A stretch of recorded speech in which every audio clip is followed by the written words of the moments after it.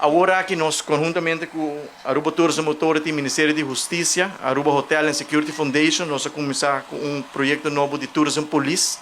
Antes estava o Visibility Team, que é o parador de gabinete Eiman 1 e 2, nós a percurar para buscar fundo, para instituir o grupo aqui back e banda de saque. Nós estamos base também com um projeto de ponimento de câmara de segurança dentro da área que está mais visitada e mais traficada para nosso local e turistas. Nós vamos começar para Baldibrug,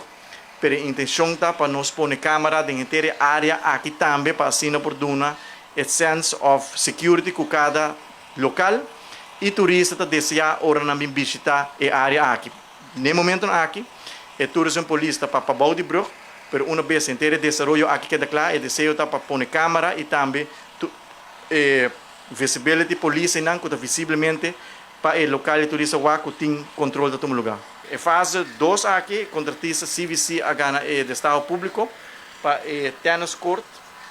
e do Estado o Mr. Wardo organizar ainda, e me costa conta para o projeto de Rogers Beach, e do Estado Público o Mr. Wardo organizar ainda, me está seguro que o CVC também vai participar do Estado Público aqui. O único obstáculo que tem no caminho é a pressão que tem riba DOE, passou na base com a execução de um grande candidato projeto de outro ministério também, e esse aí obviamente da terceira tardança, passou fundo não tem disponível,